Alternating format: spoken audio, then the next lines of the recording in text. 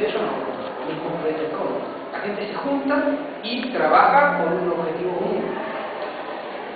El tema de lo que pasó con la gestión colectiva es una cuestión histórica en el sentido que sin gestión colectiva no hubiera habido industria cultural en el siglo XX. Entonces, claro, cuando uno empieza a revisar los principios de la gestión colectiva, por qué, quién tiene que enseñar y demás, encuentra que uno no puede desmantelar la gestión colectiva así porque sí. Dos razones fundamentales. Una, hay una parte industrial cada vez más grande de la cultura, aunque todavía no sabemos cómo va a ser la gestión patrimonial de eso, que nosotros tenemos que proteger. Yo no estoy en contra de la explotación económica de las obras y que los autores puedan cobrar efectivamente. Y el segundo punto es esto mismo que comentaba, que tiene que ver con que la gestión colectiva nació en búsqueda de lo que es el ejercicio efectivo de los derechos patrimoniales. Buscando justamente saber cuáles son los usos que se hacían del tango, del candombe o de cualquier otra expresión artística. En Japón, los artistas de acá se armaron nacionalmente, y así también fue la evolución en Francia y en algunos países de la Unión Europea, se arman localmente para trabajar en el territorio nacional y a su vez trabajar con otras asociaciones que puedan recaudar a favor de los autores en cada uno. Claro, hasta la era pre-internet, eso todavía, aunque hay millones de críticas sobre todo esta cuestión de decir, bueno, las asociaciones recaudan para sí, se olvidaron de los autores, y todo funciona como una especie de gravamen, donde no está el dominio público, nada, está también lo que recaudan las culturas colectivas, y nadie sabe efectivamente cuál es el uso efectivo que se hace de la obra, por más que te llenen 20 listas distintas, no se sabe. Pues entender a quién beneficia. Claro, el sistema es ineficiente, la cuestión de... No, sí se entiende. Lo que recauda es ineficiente, o sea, esa cuestión se fue perdiendo en el tiempo y hasta antes de Internet uno tenía muchas críticas para hacer ese tema. Hoy en día, ya como el sistema se quebró y empiezan a aparecer como formas así del canon, por ejemplo en España, esta cuestión de retribuir a los artistas a través de un canon que se cobra efectivamente sobre los soportes, incluso con la presunción de que todo el mundo va a hacer una utilización ilegal de las obras intelectuales y demás, ¿no? O la utilización de medidas tecnológicas que directamente bloquean el acceso a las obras, porque incluso como en el caso de Sony BMG, en el caso de Rootkit, del XP, el XP era una medida tecnológica que Sony había metido en unos discos de distribución de música y que generaron no solo una gestión ilegal de las obras intelectuales que estaban en CD, sino también muchas otras vulnerabilidades. Problemas de seguridad en las computadoras, además de un uso multiple de tecnologías para evitar que los usuarios puedan disponer de las obras. Bueno, hasta acá el tema de gestión. Y otra de las cuestiones es que nosotros deberíamos pensar de qué forma armamos otra vez el sistema de gestión colectiva, que atienda justamente a toda esta otra pata que tiene el derecho de autor o el derecho de autor y el derecho de copia, para verlo como una construcción un poco más amplia, y que está justamente por un lado viendo qué derechos tienen los autores, qué derechos tienen quienes son titulares derivados, casi como una cuestión industrial, pero también los derechos de la sociedad, del público, los derechos de los usuarios de las obras.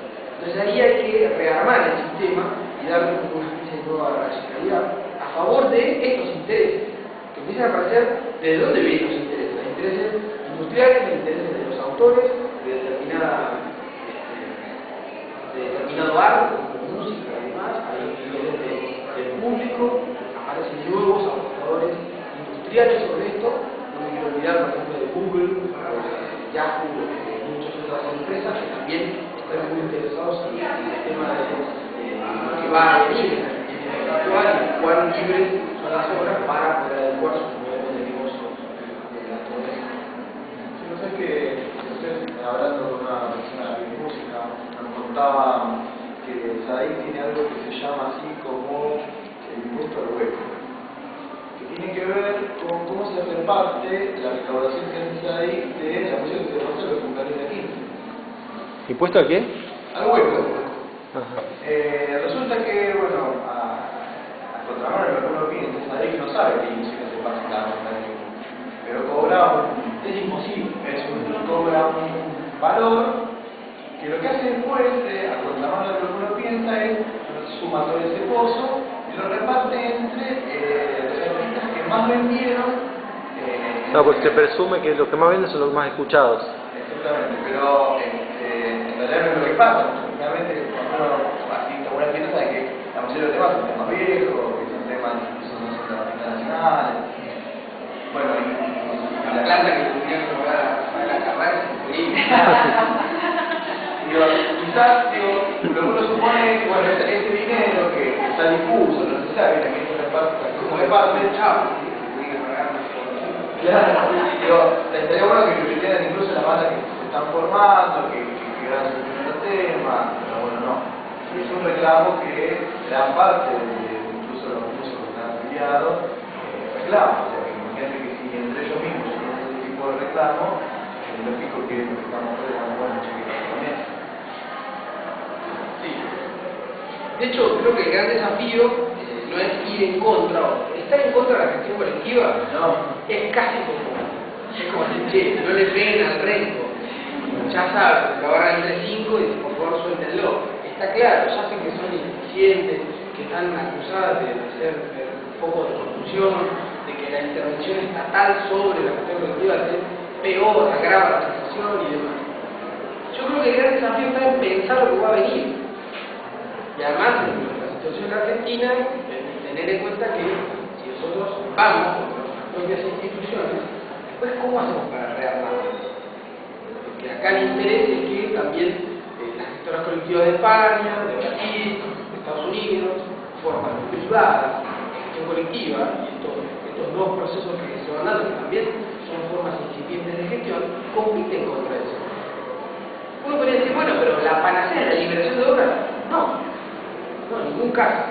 La panacea es que nosotros podamos pensar estratégicamente qué es lo que nos conviene.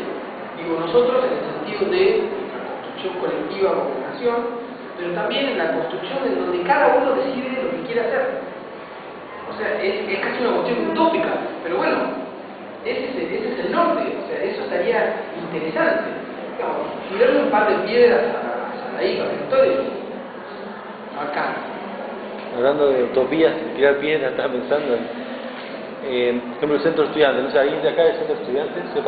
No, porque no voy a decir lo que voy a decir si alguien es del centro, sino justamente para explicar la importancia que le dan el centro de estudiantes a este tipo de cosas. Porque vos dijiste hace un rato como que también sería importante que los centros de estudiantes tomen la posta, pero el centro, está bien, pero el centro de estudiantes en realidad, si vos te fijas, el centro de estudiantes, entre otras cosas, lo que más se dedica es a vender fotocopias de obras obviamente que tienen copyright, digamos, no sé qué interés pueden tener, bueno, o hacer otras cosas, digamos, otro tipo de actividades políticas. No he visto hasta ahora ningún centro estudiante, por ahí no tengo tanta experiencia, ¿no? Pero por mi experiencia limitada con el tema, no están muy relacionadas con todo lo que es libre cultura. O sea, para ellos la libre cultura por ahí es fotocopiar los libros.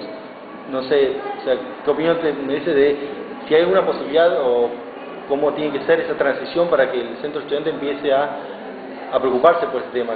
Porque hasta ahora a mí me parece que no, como que no tiene nada que ver, como que no es su accionar. Sí, bueno, ahí yo tengo un conflicto personal con eso, porque si yo pienso el proceso, pues lo admiro. Estoy tratando de no pensar el proceso. Sí, eso sería ideal, ¿no? Estoy tratando de no pensar el proceso y dejarlo como más espontáneo.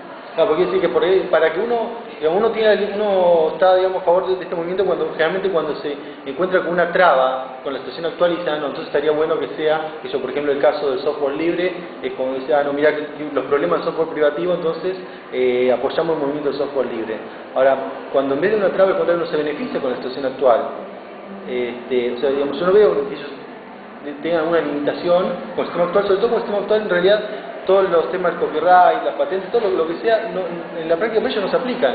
O sea, para el centro, no solo para el centro de estudiantes, sino para nosotros, en general, donde no, yo voy y copio lo que quiero de donde quiero y ya sé que no va a venir nadie a decirme nada.